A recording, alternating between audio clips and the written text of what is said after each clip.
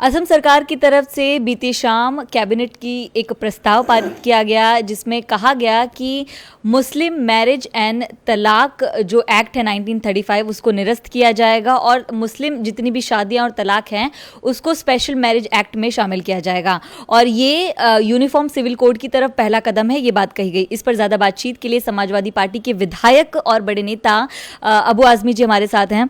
आज़मी जी, इसको किस तरह देखते हैं कि उन्होंने कहा कि यूसीसी की तरफ पहला कदम है और खास तौर पर मुस्लिम मैरिज और तलाक एक्ट 1935 को निरस्त किया गया है?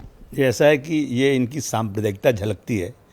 इनको हर कदम पे मुसलमानों को कहीं न कहीं प्रॉब्लम करके पोलराइजेशन करना है कि अगर जितनी मुसलमानों को तकलीफ़ देंगे उतना इनको मेजॉरिटी का वोट मिलेगा, ऐसा इनकी जहनीत है। अरे आप ये कहते हैं कि असम में कोई आदमी भूखा नहीं रहेगा।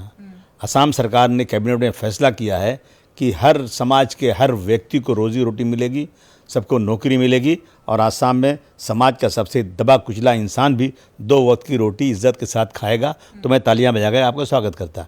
परंतु आप लोग सिर्फ और सिर्फ देखिए, ऐसा है कि सबका अपना अपना धर्म है। भारतवर्ष ये ऐसा है कि हर 300, 400, 200 किलोमीटर पे जाएंगे आप तो अलग अलग भाषा बोलने वाले लोग, अलग किस्म के पहनावा पहनने वाले लोग, अलग किस्म के सांस्कृतिक लोग मिलेंगे और उनकी अलग अलग पहचान है। अब वो इसमें अनेकता में एकता है देश के अंदर।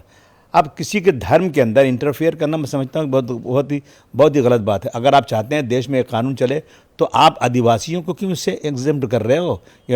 जो यूनिफॉर्म सिविल कोड है, आदिवासी भी इस देश में रहते हैं और कुछ जगह पर लोग अपनी सगी भांजी से शादी करते हैं, बहन की लड़की से। कुछ जगह पे लोग जो हैं अपने और रिश्तेदारों से शादी करते हैं, उनका और कुछ रीति रिवाज है। कोई शादी ब्याह करता है से निकाह से, कोई शादी ब्याह करता है 7 फेरे से। आप इसमें देखिए, सरकारें आती और जाती रहती हैं, इनके जो है उसमें कई बार जो है देश के संविधान में अमेंडमेंट हुआ है, लेकिन जो धर्म का संविधान है वो एक बार बन गया तो बन गया, वो उसमें चेंजिंग नहीं होती। अब आपकी दादागिरी, अहंकार आपका है कि आपकी मेजॉरिटी है तो आप जो चाहे कर लें। मैं समझता हूँ कि ये अन्याय है किसी धर्म के साथ। बिल्कुल ऐसी चीज़ें नहीं लाना चाहिए।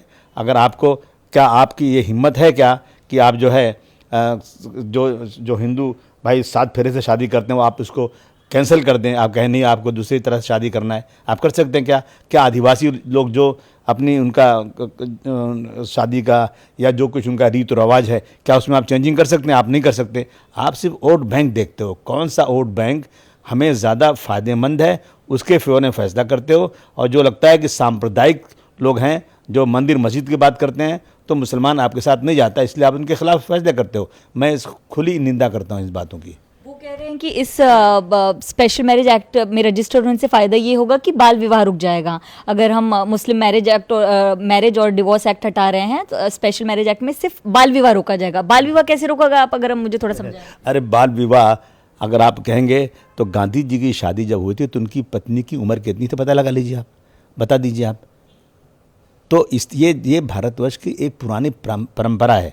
आप कह रहे हैं कि 21 साल की उम्र की लड़की ही शादी कर सकती, उससे कम उम्र की शादी अगर करेंगे तो जेल होगी। मैं पूछता हूँ 18 साल की उम्र की लड़की अपनी मर्जी से किसी आदमी के साथ जाकर वो है लिविंग रिलेशन में रहेगी, वो मना नहीं है? क्या है, आप देश को क्या करना चाहते हो?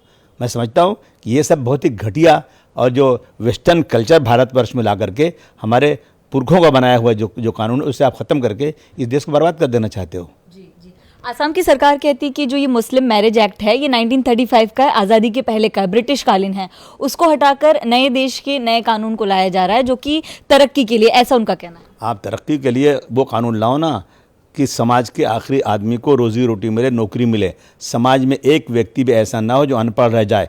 ये ऐलान कर दो कि जो है एजुकेशन मतलब क्लास 1 से केजी से नर्सरी से लेकर के टॉप क्लास तक फ्री होगी। भारत में कोई भी आदमी जो है अनएजुकेटेड नहीं रहेगा। ये कहो तो मैं तालियां बजा कर स्वागत करूं। आप घटिया चीज़ें ला करके देश को बांटना चाहते हो। अरे किसी के धर्म में इंटरफेयर करने की क्या ज़रूरत है? हर आदमी अपने धर्म पे चलेगा, देश के लिए काम करे, डेवलपमेंट देश में हो, ये कानून लाना चाहिए। उत्तराखंड में यूसीसी की जब बात की गई वहां पर एक तरह का माहौल दिखाई दिया। अब आसाम सरकार कह रही कि हम इसको लागू करेंगे, उसको लेकर क्या कहेंगे कि कहीं ना कहीं उसका एक इफेक्ट देखने को? देखिए ऐसा है ना कि अगर ये सब चीज़ें होंगी और हमारी शरीयत के अंदर जो रिलीजन में चीज़ें हैं उससे आप नहीं मानेंगे, कैंसिल करेंगे, तो मैं समझता हूँ कि हमारे पास मुस्लिम पर्सनल लॉ बोर्ड है, जमीयतुल उलमा है, जमात इस्लामी है, बहुत सारी ऑर्गेनाइजेशन है जो इसके लिए काम करती हैं।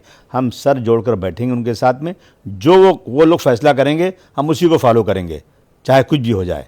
हमें याद है अच्छी तरह से, जब उत्तर प्रदेश के अंदर सारे मदरसों में ये कहा गया था कि आपको वंदे मातरम पढ़ना पड़ेगा।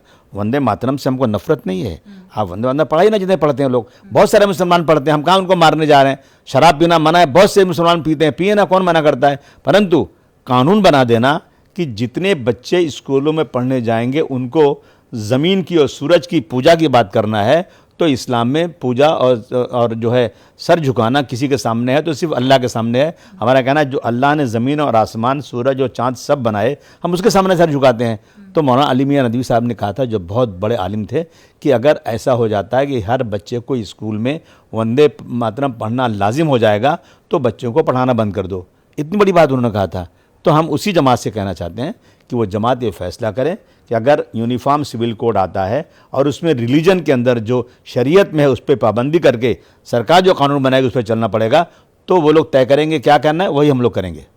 यानी कि पूरी तरह से यूसीसी का विरोध नहीं है। जो बड़े पद पर बैठे हैं, जो धर्म के गुरु हैं, उनकी बात अगर कही जाती है, उनकी तरफ से बात रखी जाती है तो उसको माना जाएगा। हाँ, वो लोग जो कहेंगे कि भाई जो यूसीसी में आ रहा है हमको इन बातों को मानना है, इन बातों को नहीं मानना है, वही इस देश के मुसलमान फॉलो करेंगे।